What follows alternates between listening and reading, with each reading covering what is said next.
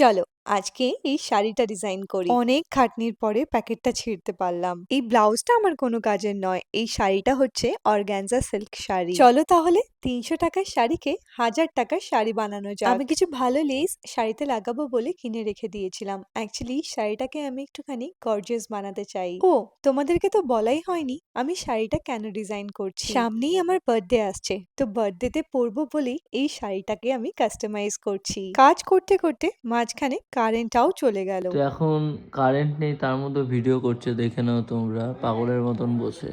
শাড়িতে কাজ করা সত্যি খুবই কষ্টের। শাড়ির এক পাশ পুরোটা লেস লাগানো কমপ্লিট, এবার আরেক পাশ ধরেছি। আমি শাড়িটাতে কোনো আঁকিঝুঁকি করছি না, একদম সিম্পল রাখছি আর আঁচলে এই গর্জিয়াস লেসটা লাগিয়ে দিচ্ছি। এই লেসটা লাগানোর পরে পুরো শাড়িটার লুকই চেঞ্জ হয়ে গেছে। আমার তো ভীষণ পছন্দ হয়েছে। তোমাদের কেমন লাগলো আমায় কিন্তু জানাতে ভুলো না। আর শাড়িটা আমি কিভাবে স্টাইল করব সেটাও যদি তোমরা দেখতে চাও কমেন্টে আমায় বলো।